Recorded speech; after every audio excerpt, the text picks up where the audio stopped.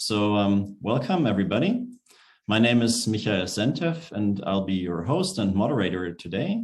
Thank you for joining us for this long-range colloquium organized by the Virtual Science Forum. If this is your first time joining us, I will put some information about how to join our group and the efforts we lead in the chat. And let me introduce today's speaker, which is Nicole Halpern. Nicole is a physicist at the National Institute for Standards and Technology, NIST, a Quicks Fellow, and also an adjunct assistant professor at the University of Maryland. Nicole re-envisions the 19th century thermodynamics for the 21st century using quantum information theory. She has dubbed this research quantum steampunk, after the steampunk genre of art and literature that juxtaposes Victorian settings with futuristic technologies. Nicole obtained her PhD from Caltech, winning the International Ilya Prigogine Prize for a thermodynamics thesis. And then she was an ITEM postdoctoral fellow at Harvard University, where she won the International Quantum Technology Emerging Researcher Award from the Institute of Physics. Also, I should mention that Nicole is the author of an upcoming book for the general public called Quantum Steampunk, The Physics of Yesterday's Tomorrow. So if this were a live talk with an actual physical in presence talk, and it would happen after next year in March, then we would outside have a nice book with a nice table with a pile of books, and you could obtain a signed copy by the author herself after the lecture. But of course, so I all encourage you to take a look and buy the book once it's out. And today she's going to tell us about MBL-mobile, Many-body-localized machine. And without further ado, Nicole, please take it away. Thanks very much for the kind introduction and also for the invitation to join you. This talk is about garbage, namely a random disorder potential that we can visualize with a at least pseudo-random curve like this. This can be realized, for instance, on a platform of ultra-cold atoms with an optical lattice. If you have this random garbage background potential, together with interactions between the particles, then your quantum many-body system can be in an interesting phase called the many-body-localized phase. It looks like there's a message on the chat. Okay, that's not a question. So many-body localization has the abbreviation MBL. I try not to use acronyms in talks, but I'll have to use this for the name that Michael mentioned, MBL-mobile. Suppose that you measure the positions of these particles. Those particles will tend to hang around in approximately those positions for long times. This behavior contrasts with the behavior of our favorite equilibrating system, a classical gas. Suppose that we have a bunch of gas particles, we measure their positions, and they turn out to be all clumped together in one corner of their container. Very soon after, they're going to spread all across the box. So they're not going to stay in the same positions. So in this way, and in one other way I'll talk about, many-body localization is athermal or away from thermal equilibrium. If you say athermal to a quantum thermodynamicist, then they'll think, I can maybe use this system as a resource in a thermodynamic task. We can see why through an illustration that comes from undergraduate statistical physics. Suppose that we have access to some large temperature T sub H heat bath, so we're in a fixed temperature environment, and suddenly we're given a much colder system. And we can let heat flow from one to the other. And from the heat flow, we can extract work via an engine. The work is valuable. For instance, we can use it to power our cars. So it makes sense to think that the system, not at thermal equilibrium relative to the ambient temperature, serves as a resource. So can we take advantage of the athermality of many-body localization in thermodynamic tasks?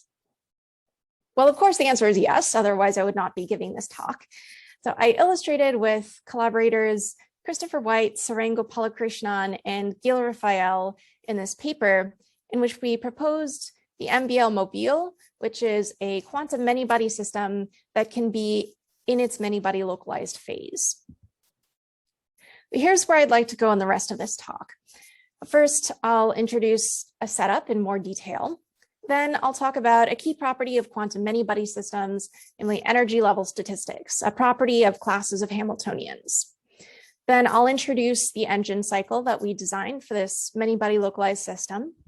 I'll show how we can scale it up toward the thermodynamic limits.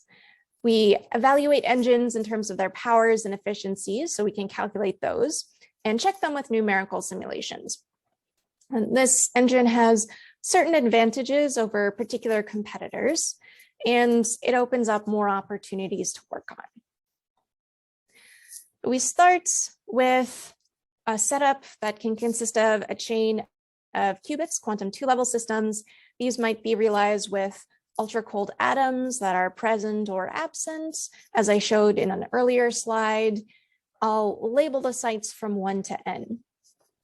So here I'm showing arrows pointing upward or downward.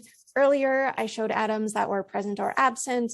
The two pictures are equivalent via a Jordan-Wigner transformation. So sometimes I'll use the spin language and sometimes I'll use the fermion language. This system can have imposed on it a Hamiltonian of this sort. This Hamiltonian depends on a parameter alpha, which itself depends on the time t. It has two terms. The first term is a Heisenberg interaction between nearest neighbors. So this causes repulsion as well as hopping. The second term is the random garbage term, the external disorder potential. And that, again, can be realized with an optical lattice if we're talking about ultra-cold atoms, for instance. So how do we construct this potential term? We can think of it as a field pointing along the z direction. And suppose that we want to construct it in numerical simulations. Then to come up with the value of the field at site j, we will pick a random number h sub j between -1 and 1. Then we'll multiply it by the overall disorder strength, little h, which is governed by this parameter alpha sub t. And I'll show in a moment the relationship between alpha and the overall disorder strength. This Hamiltonian has a unit of energy, E, that's approximately the average energy density. And I'll introduce this normalization factor, which isn't really important. It just keeps us honest in our calculations. But it ensures that the bandwidth is always constant throughout the cycle. Or in other words, it ensures that the average gap is always constant throughout the cycle. We don't really have to have this factor present in order for the engine to perform work. But we could run another type of engine that's based solely on the expansion and contraction of a bandwidth across a cycle.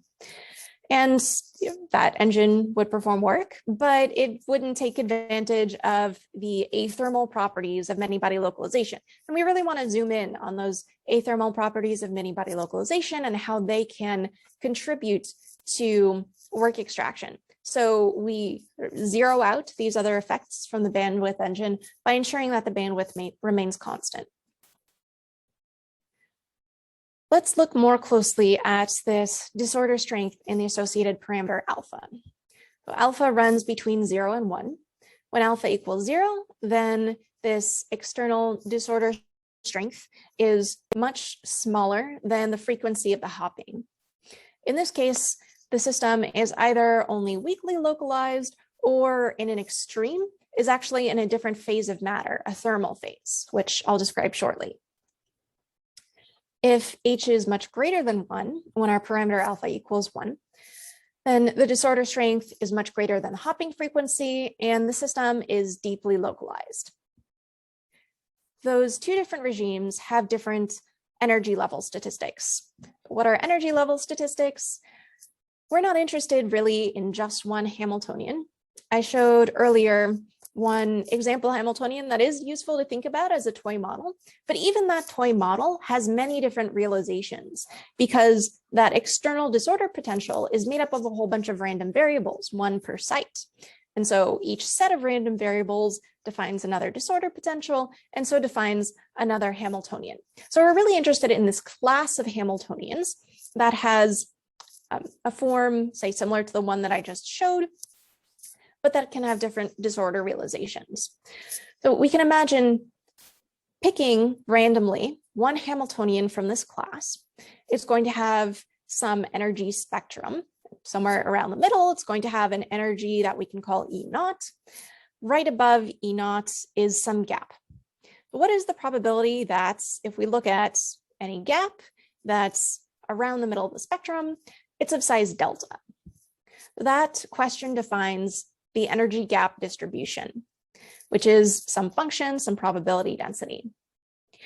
The gap distribution has very different forms in the two regimes that we just saw. When alpha equals 0, again, the system is in its thermal phase, or in a less extreme example, just is weakly localized. By thermal, I mean the Hamiltonian and some set of typical local observables satisfy the eigenstate thermalization hypothesis, the ETH. An implication of the eigenstate thermalization hypothesis is that observables thermalize in the following way. Suppose that we take our quantum many-body system, we prepare it in some state psi, and then we evolve it under this Hamiltonian. Then we calculate the expectation value of some typical local observable O. This is supposed to be an average, so there should be a 1 over t out front. We average this expectation value for a long time.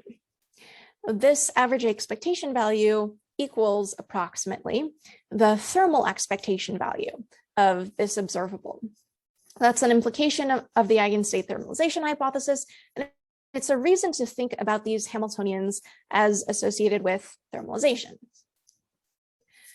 Also, if you look at an eigenstate, a high energy eigenstate of one of these Hamiltonians, you'll find that it's very entangled, so quantum information is spread all across the system.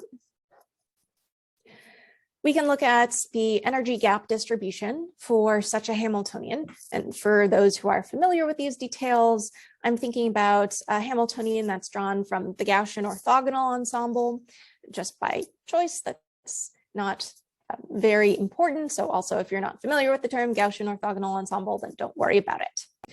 The gap distribution can be derived from random matrix theory, which is a useful toolkit for studying quantum chaos. And its functional form is this. So let's look at that more closely. We can plot it along the x-axis. We have the possible values of the gap. Along the y-axis, we have the probability density. This average delta, which is here and here on our plot, is the average gap of the Hamiltonian. Suppose that we're looking at very small values of the gap near here.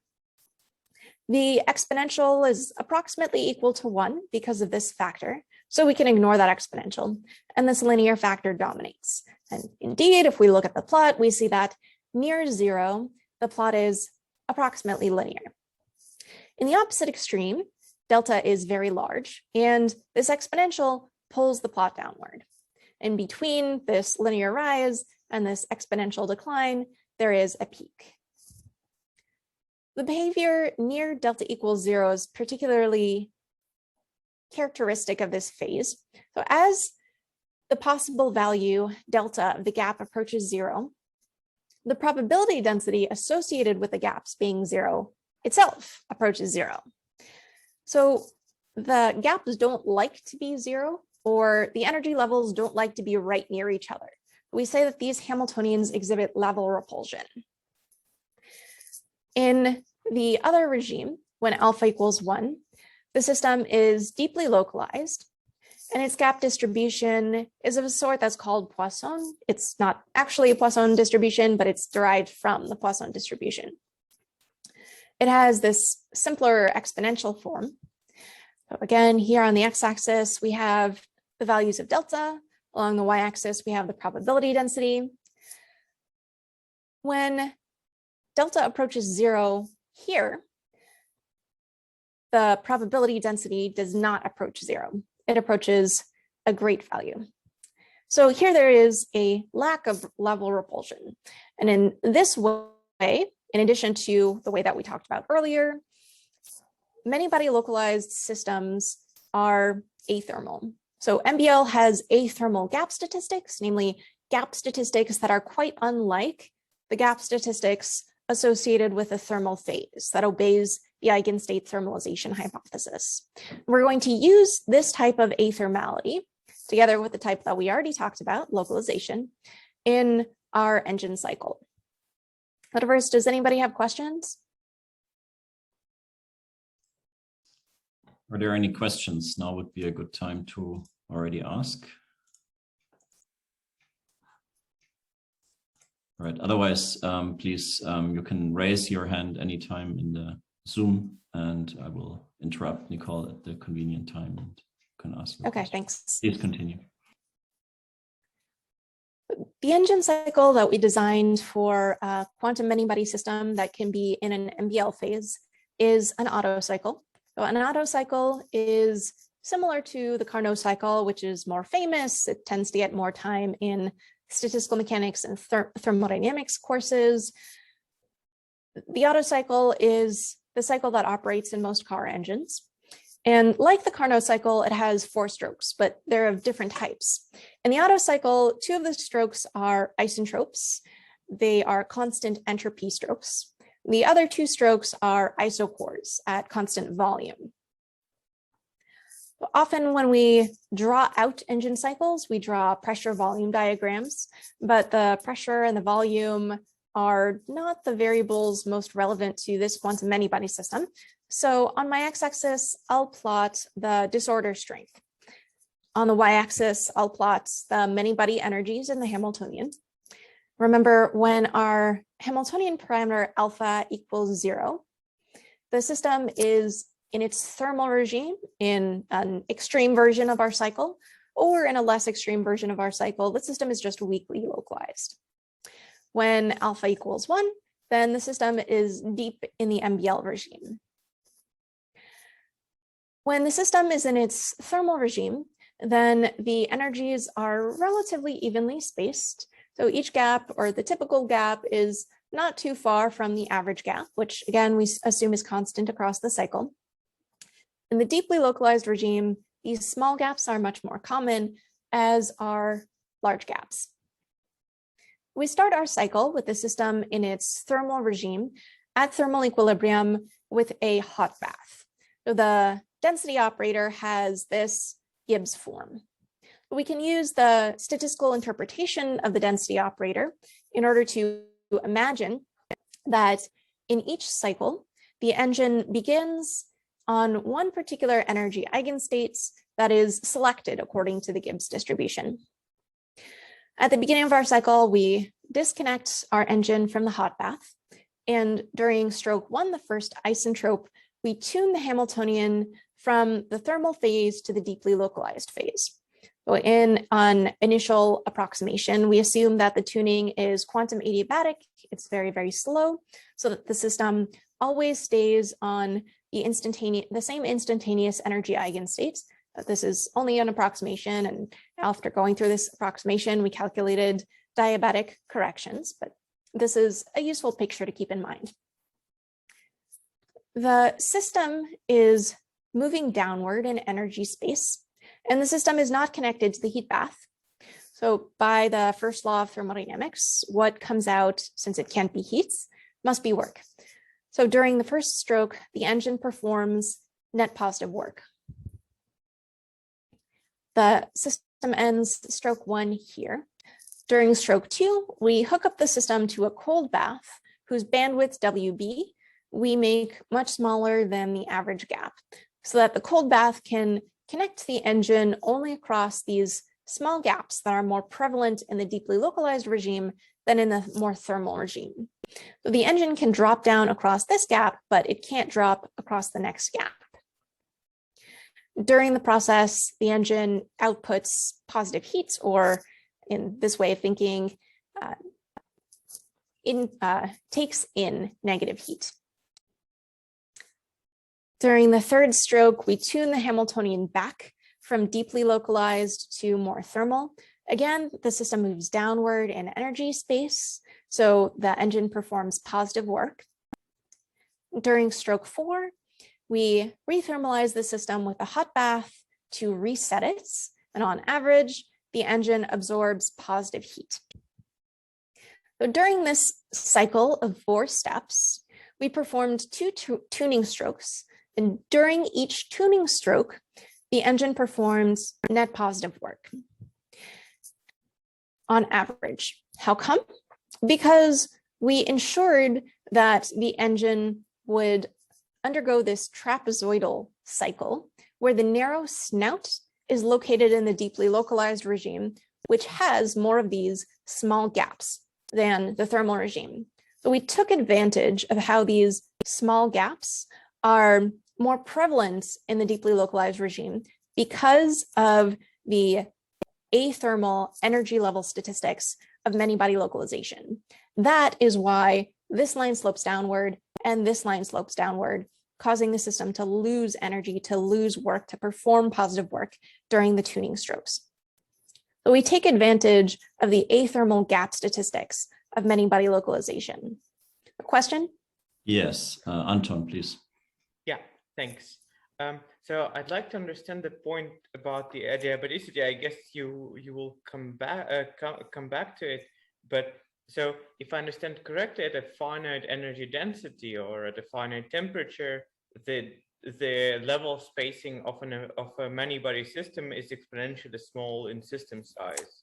So, yes, I'm about to get to that. All right. Okay. Yes, you're exactly anticipating possibly the very next slide. Okay. I also have a question, if I may. I see another raised hand, so I will first give the question to Philip. Please unmute yourself and just go ahead. Hey, I was just wondering because so you're relying on the idea that after coupling to the hot bath, you're preferentially in the upper of these 2 levels on the left-hand side. And I was wondering how you argue for that, because naively, I might think that if I couple this system to hot bath, I would have roughly equal probability of being in any of these neighboring levels. Right. So it depends on the temperature of the bath. And it is useful to, we have the option of thinking of the bath as having a positive temperature if we want, so that it is a conventional sort of a bath. And yes, if the bath has a positive temperature, then either usually the system in its thermal state will be on this bottom level, or it'll have equal probabilities of being on the bottom level and the upper level. If we're just focusing on these 2 levels, just for the sake of using a toy model that we can understand easily initially, then yes, in a number of these trials, in the sense of statistics, in which we begin a trial on one energy eigenstate that's selected according to the Gibbs distribution, in a lot of trials, nothing interesting is going to happen. So the engine will start here because, as you point out, the bath, because of its positive temperature, will often start the engine here. And then the engine is going to, during stroke 1, go up this line. And there's a large gap here. It's too large for the cold bath to connect the engine to the next lower down level. So the engine during stroke 3 is going to come right back down. So during stroke 1, the engine performs positive work. During stroke 3, the engine performs negative work. They cancel out. So there are going to be a lot of these dud trials. But so how come these trials, you can draw out all the possibilities. You know, you can have this trapezoid with the snout actually up here and with the snout down there. And you can look at all of these possibilities, and in a lot of them, the engine will perform net zero work. And in the other possibilities, the engine performs net positive work. So you should run your engine many times, but the average here is positive. So I shouldn't think of the thing on the right-hand side as a swap gate. I should think of it as really something that says if in the upper level, go to the lower level, otherwise do not. Right, and I'll show that mathematically shortly. Okay, thank you. Yeah, I have maybe a somewhat experimentally geared question. So you mentioned in the beginning that this could, for example, be some system of cold atoms, and you have a trap potential, and I guess the sweeping from thermal to deeply localized, from left to right and right to left, you would do by changing this disorder potential, right? The strength of it, or you could. Yes. How do I understand that the system is isolated from the environment at this point, right? Because you need some device to achieve this sweeping? Is it a justified approximation to say that the system is still not in touch with any kind of bath at that stage? You mean during this? During the ramping, because you need to do something in your lab, right? You need to tune some, Right. So you would say tune the strength of the external field. The external field we regard as a classical, and this is related to the separation between work and heat in quantum thermodynamics, and I'll also get to that later. So maybe we can have more of this conversation later. All right, perfect. Please continue. Okay. So as was pointed out, there is a problem with the thermodynamic limits. So things break down there, because suppose that we denote by n the number of sites in our system. Then the energy band scales linearly with n, but the number of energy levels scales exponentially. And so the number of gaps scales exponentially. So the size of the average gap decreases exponentially. And the average gap upper bounds the total work performed during the average cycle. And that approaches zero in the thermodynamic limits. So it seems that if our system is large, then it can't do any useful work. We get around this problem by using the other athermal property of many-body localization, namely the localization. So we break up our system into mesoscopic sub-engines, wherein each sub-engine has something like 10 sites. The work output is exponentially small in this constant. And then we put a bunch of these sub-engines next to each other. The total power scales linearly with the total number of engines. So the power actually grows linearly with the number of sites. And we can put the sub-engines relatively close to each other, because what happens in a sub-engine more or less stays in a sub-engine because of the natural localization of many-body localization. So we take advantage of that second athermal property of many-body localization in scaling our engine up.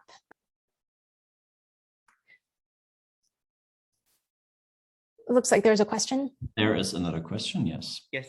So I understand that in the MBL, in the many-body-localized regime, all the properties are dominated by the local physics.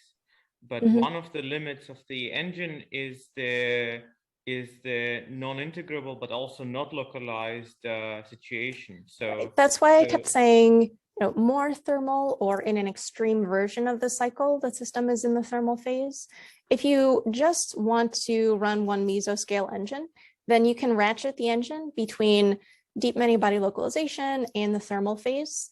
If you want to put multiple of these sub-engines somewhat close together, then you should run the engine between the deeply localized regime and the weakly localized regime. So the system always is localized, just in one of the regimes, its energy gap statistics change, and the localization length of that weakly localized regime is what determines the length of a mesoscale engine.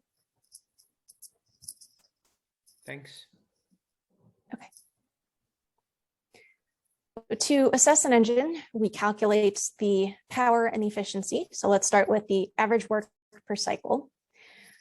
We should start by talking about what work and heat are in quantum systems. In conventional thermodynamics, we have some system of interest. It exchanges energy with a heat bath, and it exchanges energy with a battery. That battery is just something that stores energy in a fairly reliable way so that you can withdraw the energy later. It could be a rock that you lift. It could be an actual battery that you charge. We say that the energy exchanged with a hot bath with a bath is called heat, and the energy exchanged with a battery is called work. In the quantum regime, we would still like to make some distinction between heat and work, but the system might not be in any well-defined energy eigenstate. It might not have a well-defined energy. It could have coherences relative to the Hamiltonian. And if we want to measure the heat and work, we'll have to measure the system. And when we measure the system, we actually change the energy. So in trying to measure, say, the work done by the system, then we might change the work that is done by the system. So how to define heat and work in quantum thermodynamics is not always clear. my opinion is that there are different definitions that are useful in different settings, and this is increasingly the majority view in quantum thermodynamics. A useful set of definitions comes from an intuitive definition of the internal energy, or the average internal energy, trace of the states with the Hamiltonian. These are just of the system of interest. A change in the internal energy comes from two sources because of the product rule. The state can change, and the quantum state is the quantum version of the phase space density in classical statistical mechanics. The phase space density, when the system of interest is exchanging heat with a bath, approaches the state of maximum entropy that is associated with the required energy. Entropy is associated with uncertainty, as is heat. It's random energy. You don't know exactly what the particles are doing. They're not coordinated to perform some useful task. So we designate this term that comes from the change in the state as the heat that enters the system. This other part of the change in the internal energy comes from the change in the Hamiltonian. The Hamiltonian changes on account of some classical external parameter that you have control over. And work is controlled, well-ordered energy. So we designate this term as the work performed on the system. To calculate the work, I'm going to make a few assumptions, or make some assumptions more rigorous. First, I'll set Boltzmann's constant to 1. Second, I'll continue assuming that the cold bath has a small bandwidth, much smaller than the average gap of the engine. I'll also assume that the cold bath is cold and the hot bath is hot. The average work performed per cycle is, because of the first law of thermodynamics, the sum of the average heat quantities absorbed during the two heat strokes, which I call Q2 and Q4. This Q4 roughly equals the average gap times the probability that the engine drops downward across this gap that it's supposed to drop downward, minus the probability that instead the engine rises as it's not supposed to. So the probability that the engine goes in the proper direction in the cycle. We can sketch this calculation.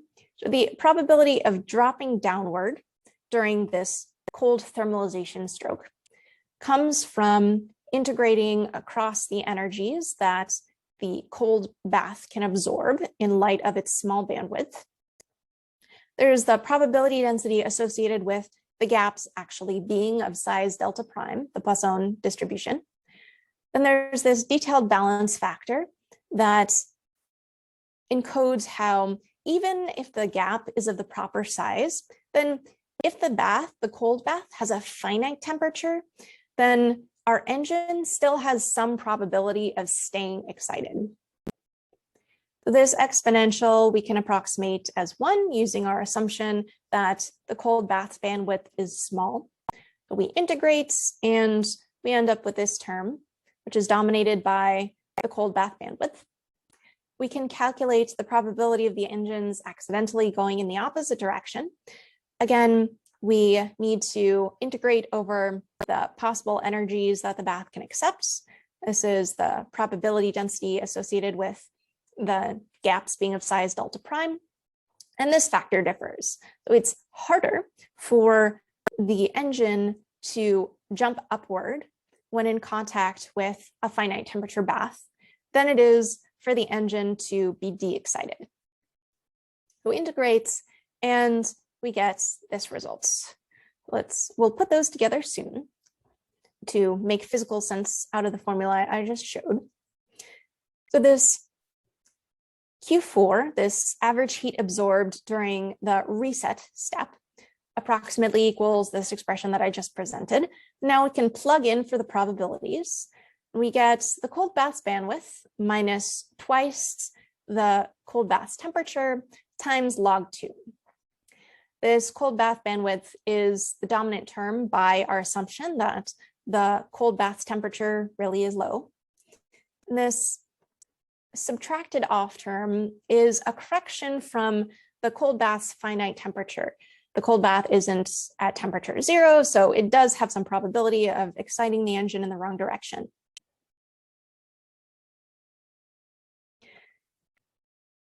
We calculated, or we estimated Q4, the average Q4. Now we need to estimate the average energy, which is going to be negative, that is absorbed by the engine during stroke 2. The calculation is very similar. We have almost the same integral, except we add another, or we introduce a factor of the gap all the way at the end here, because we're now not calculating just a probability, we're calculating directly on average energy. We integrate, we get this result, which we can split apart so that we can understand it better. So there's this negative factor because on average, the engine absorbs net negative heat or expels net positive heat. This factor is much less than 1 by assumption because the cold bath has a small bandwidth, and this is sort of our unit of energy now, the cold bath bandwidth. Because of this, the energy exchanged during cold thermalization is much smaller than the cold bath bandwidth, which about equals this energy that was absorbed during step 4. Let's put all of that information together to estimate the average work that is performed during 1 stroke by 1 mesoscale sub-engine. This is our statement of the first law of thermodynamics. We substitute in the expressions that we just calculated. We find that the average work is about the cold bath bandwidth minus some small corrections. We can calculate more corrections from the finiteness of the hot bath's temperature and also from diabatic jumps during the Hamiltonian tuning steps. And again, the average work performed by the entire engine approximately equals the average work performed by 1 mesoscale sub-engine times the number of mesoscale sub-engines, which is all very well and good in analytical theory, but how much is it really? We performed some very rough order of magnitude estimates for silicon doped with phosphorus, which, at least by the time we wrote our paper, had been used to realize Anderson localization. You could also run our cycle using Anderson localization instead of Many-body localization, but it would be a little bit less convenient. But we can still use this to perform order of magnitude estimates. We estimated that the power outputted by our engine would be about 10 to the negative 16 watts. How much is that? It turns out to be about 10 times the power of another small motor, the motor that powers the flagellum of a bacterium. You can also calculate the power density or power per unit volume. That's about 100 kilowatts per meter cubed. And what does that mean? It's about 1/10 the power density of the engine in your car. So MBL-mobiles will probably not displace the engines in our garages anytime soon, but the MBL-mobile isn't too bad. We also assess an engine by calculating its efficiency. The efficiency is the work performed divided by the heat absorbed during the stroke, in which, on average, the engine absorbs a net positive amount of heat. So in the terms that we have seen, the MBL-mobile's efficiency is this expression. We can apply the first law to the numerator, then we simplify the fraction, and we can substitute in from the calculations that we just did. Then we can simplify a little more, and we find that the efficiency is about 1 minus the cold bath bandwidth over twice the average gap. This correction is much less than 1 by assumption that the cold bath has a small bandwidth. So the MBL-mobile's efficiency can be close to 1. We should compare the MBL-mobile's efficiency with the efficiency of another Otto engine, the conventional thermodynamic Otto engine formed from an ideal gas. That is this expression. So when we have an ideal gas, then we will compress it and expand it between 2 volumes, volumes V1 and V2. And our gas has certain specific heats at constant pressure and constant volume. Those are here. These two efficiencies can equal each other in the following way. Suppose that I'm a conventional thermodynamic agent. I have an ideal gas Otto engine. It has some specific heats, and I choose volumes between which to compress and expand it. I can ideally operate this Otto engine at this efficiency. Then suppose that Michael is a quantum thermodynamic agent who operates an MBL-mobile Otto engine. I can hand him my numbers. He can choose a cold bath bandwidth and an average gap such that ideally his engine achieves the same efficiency. That's what I mean by these two can be equal.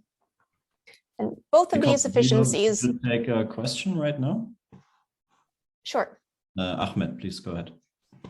Hey, very nice talk. So I have two questions. I have to leave, so I have to ask it right away.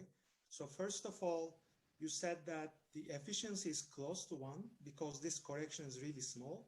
But at the same time, you're claiming to have a non-vanishing power output. So this seems... Right. So it doesn't actually equal 1. To me, because of this Curzon-Halpern law, states that if you have efficiency close to 1, then you have a non-vanishing output. Yeah, this efficiency doesn't actually equal 1 ever. So you're we okay. Then a follow-up question. So if you decrease the efficiency, then would you would you see an increase in the power output? Say that. So let's see, this we calculated WB is this correction is not smaller, much smaller than 1. So would you see an increase in power output? So you're talking about the trade-off between power and efficiency, which relates to optimizing the engine. So the we actually didn't study how to optimize the engine.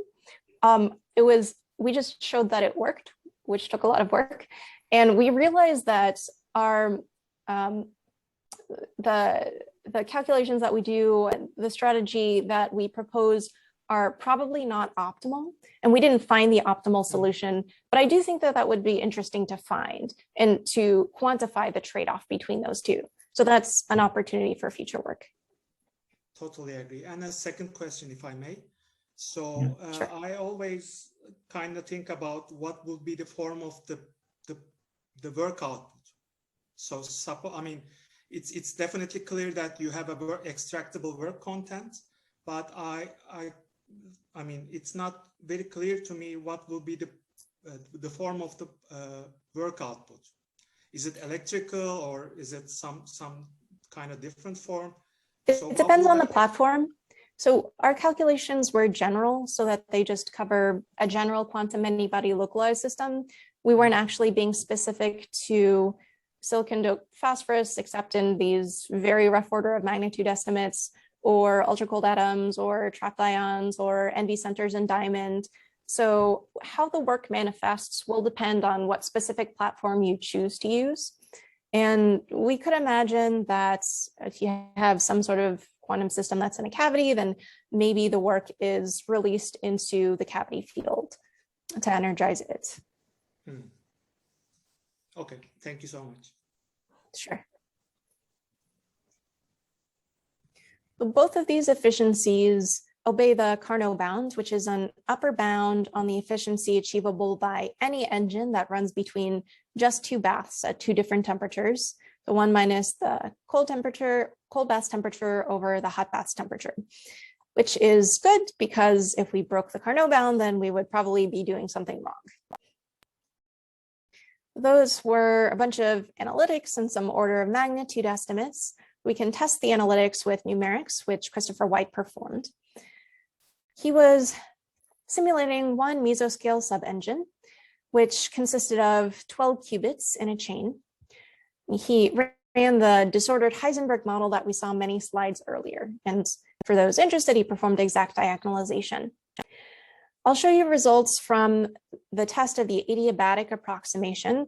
If you're interested in seeing tests of the diabatic process in which diabatic jumps are possible, and so the simulation is more realistic, then you can see more plots in our paper. And a similar statement goes for the temperatures. I'll show you results from a 0 temperature cold bath and an infinite temperature hot bath, just so that we don't distract ourselves with too many features in the plot. But if you want to see finite temperature results in numerics, then you can check out the appendices of the paper. The average work per cycle we predicted was approximately the cold bath bandwidth. In this plot, we have the cold bath bandwidth along the x-axis. It's in units of the average gap. Along the y-axis, we have the average total work in the same units. Each of these red dots comes from 1,000 disorder realizations, and the blue line is the theoretical prediction. Also, the error bars are too small to see. This gray area is the area in which the parameters satisfy our assumptions, so we actually expect the theoretical prediction to bear fruit. And the prediction matches the numerical experiments quite well in this region and even far outside where we expected it to work. We can also check the efficiency. This was our prediction. Here we're plotting a rescaling of the correction, so the cold bath bandwidth over the average gap along the x-axis. Along the y-axis is the efficiency. And again, this gray shaded region is the region where we expect the engine to meet the predictions. And again, the agreement here is quite good.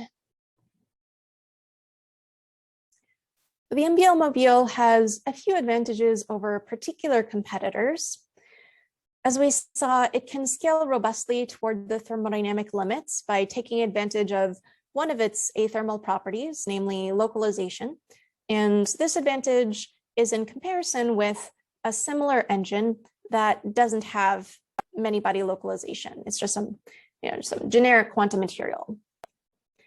Relatedly, the engine can achieve a relatively high power density because you can put the sub-engines relatively close together without worrying that one engine will interfere too much with its neighbors. The engine is relatively reliable. If you run an engine many, many times, then the work performed by the engine will fluctuate from trial to trial. And the engine is reliable if the fluctuations are small. So this engine is relatively reliable because of the other athermal property of many-body localization, athermal level statistics. This reliability is an advantage in comparison with an engine that doesn't take advantage of the difference between many-body-localized athermal level statistics and the more thermal regimes, level statistics. So suppose that you ran a quantum many-body engine just in one part of the many-body-localized regime at the same, you always kept it at the same disorder strength across the cycle, but you changed the disorder realization across the cycle. Then you wouldn't take advantage of the difference between localized and more thermal level statistics. Relatedly, if you run an engine enough times, then eventually the fluctuations in the work will be extreme occasionally, and the engine will perform net negative work or absorb net positive work. I call these trials worst case trials, and there are relatively few of those undergone by the MBL-mobile, again, because of athermal level statistics. This opens up a number of opportunities for future work. One is many-body localization has been realized in a number of platforms, so you could build your own MBL-mobile. This is something that I'm trying to do with collaborators at the Colorado School of Mines and the University of Southern California using superconducting qubits, but a number of other platforms do support many-body localization. As was discussed earlier, this engine cycle works, but it probably is not optimal. So you could find ways to optimize the cycle and be precise about how you would like, or let's say, choose your favorite location in the trade-off between efficiency and power. For instance, shortcuts to adiabaticity can let one change the Hamiltonian quickly while having a lot of the same effects as a slow Hamiltonian change. These shortcuts to adiabaticity might be useful in this case. This also established the age of thermodynamic applications of many-body localization. But many-body localization had been proposed for use in quantum memories because it can retain information for long periods of time. So retaining information, storing information is an information processing task. Similarly, there are thermodynamic tasks such as work extraction. We showed that MBL is useful for one thermodynamic task. You could imagine applying MBL to others. For instance, you might run a cycle backwards and refrigerate. So we could sort of imagine in the distant future an MBL-mobile engine that might service quantum many-body systems, keeping them cool so that they can be in the quantum regime. Or you can imagine ratchets, diodes, or any other thermal machines. This also showed that we can regard level statistics as athermal properties that can enable systems to serve as thermodynamic resources. Usually thermodynamicists view just probability distributions over phase space or density operators as things of the sort that can be athermal resources in thermodynamic tasks. But we can also regard level statistics as athermal resources. Maybe we'll find other ways to use athermal level statistics in thermodynamic tasks, or maybe even other things that we haven't even thought of to think of as athermal resources. As was mentioned earlier by Michael, I do have a book coming out about quantum thermodynamics, and there is a large section of a chapter about the MBL-mobile. It has much better pictures than the ones that I've shown to you. This is an illustration from the book of the Many-body-localized phase by Todd Cahill, who is an actual artist, unlike me. So if you're interested in sort of how beautiful these things can look as imagined by a real artist, then you might have fun looking at this book. In summary, if you take random garbage, random external disorder potential, and add interactions between quantum particles, then you can get an interesting phase of matter, many-body localization, that is athermal in two ways. It has the property of localization and also gap statistics that differ from the gap statistics of the thermal phase. We showed that there is an Autocycle that you can define for a quantum many-body engine that can be ratcheted between the many-body localized phase and a more thermal regime. We calculated the power and efficiency and checked those in numerical simulations. We saw a few advantages of this engine over certain competitors and saw that there is more left to be done. So, thanks for your time. Thanks a lot, Nicole, for a very clear and very informative talk. It was very nice. We already had a fair amount of questions, but there's no, the talk's Thanks now for the participation. Yeah, the talk's now open for more questions if you have more. I see one by Yarif, please. Hi, thank you. Very nice talk. So what I wanted to ask is, how critical is the disorder part to this? Because offhand, if I kind of follow the logic, if I just take two spins, they have 4 levels, and I sort of, and I just like keep the bottom and top level fixed so that it's the bandwidth is fixed, and I move the 2 levels in between, like sort of closer and away from each other in a non-disordered way, in a sort of like deterministic way. Could I do the same thing? Could I get the same engine? So the early quantum Otto engines were defined for single qubits. You can just take a qubit, or it could really be a bit, and you just expand and contract the gap. And that is a legitimate Otto engine, quantum Otto engine. So we wanted a many-body engine that you could scale up. And in order to scale up robustly and that you can have a material with more and more and more sites without decreasing the average work outputted to 0 and without it's becoming a whole extremely entangled mess, you seem to need localization, and that's why we turn to many-body localization. I see that many-body localization comes in many different guises, and there's some work on many-body localization beyond disorder. Really, the ingredients that we need are localization and a thermal gap statistics. As long as you can get those, then our cycle should work. Thank you. Okay, next question, Babak. Yes, thank you also for a great talk. I want to come back to the adiabatic piece of the cycle and disorder also, because if I'm imagining, you know, a realization in cold atoms or something like that, then if I'm changing the strength of disorder, I may not be changing the actual disorder configuration, right? Do you also want to change the disorder configuration during that cycle, or? No. So, okay, so numerically, your results are done are found by averaging over disorder realizations. Right. Is that important then? Can I averaging over average, disorder realizations? right? Can I not average and just do the you know, change in the strength without changing the realization and still get sensible work output? See, the things that we know how to calculate are the averages. Right.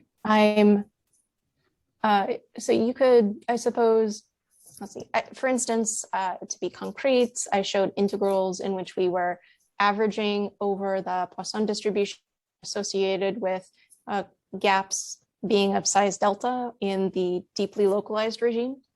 So let's see, I know how to do those calculations. If you wanted to avoid averaging over disorder realizations, then you would avoid averaging over the Poisson distribution. So you might be able to use some other properties of the Poisson distribution, like bounds on the probability that in any given cycle, you will get a gap that is smaller than a cutoff or larger than a cutoff. So you would do a different sort of statistical analysis. It's just something that we didn't do. Right, but if I'm not changing the realization, you know, as I go through the cycle, I basically kind of come back where I started, right? So are you saying change the disorder realization during the cycle? So if I'm not changing the disorder realization during the cycle, right, then you want to come back to where you stuck. started, because this is an engine cycle, so it should close. Right, right, and so I either get stuck in like doing no work, like you described, or you know. So I understand. So you traverse a trapezoid with the help of baths. So that's how you perform net positive work, because you change the Hamiltonian, but that's not the only thing you do. During the two other strokes, you thermalize with baths. And it's the difference between the cold baths and a hot bath's temperature that get you net positive work. Okay, so I guess that would introduce the, that could basically justify the averages. I see. All right, thank you. And it's similar to how in conventional thermodynamics, an engine cycle is a cycle that closes, the engine comes back to its initial conditions. But because at two different points in the cycle, the engine interacts with baths at two different temperatures, the engine does perform net positive work despite coming back to where it used to be. Right, thank you. Okay, we have one final question by Avik, please. Nicole, yeah, thanks for the very nice talk. I was wondering, and you probably touched upon this in the last couple of questions. From what I understand, the details of the Hamiltonian that causes MBL is not so important. So in some experimental systems, there are, let's say, longer range interactions between the spins or the qubit sites. And as long as those a couple of conditions you mentioned are satisfied, it should still be possible to see these effects. Or do you think long range interactions would destroy some of these features? If the long range interactions are strong enough, then they'll probably destroy the features. But it would be a matter of calculating the details to figure out where that breakpoint is. Okay. Sorry, can I ask another question? Sorry. Please, yeah. So this is just a curiosity. So when you were comparing analytical numerical results, you noted that the agreement actually extends beyond the regime where you expected it to work. And in terms of the efficiency, it actually, you get more efficiency even outside of that regime numerically. Can you comment on that? Why is that? Let me go back to that slide.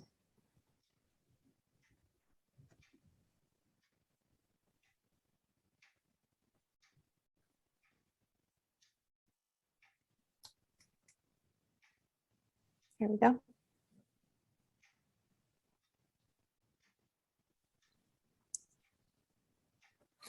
We were calculating integrals to leading order or second order in the very small parameters that I showed on an earlier slide that showed the assumptions. And you can calculate to higher order. For instance, we did our calculation supposing that there is just on the deeply localized part of the cycle, in the deeply localized part of the cycle, that there is only one small gap for the engine to drop down across.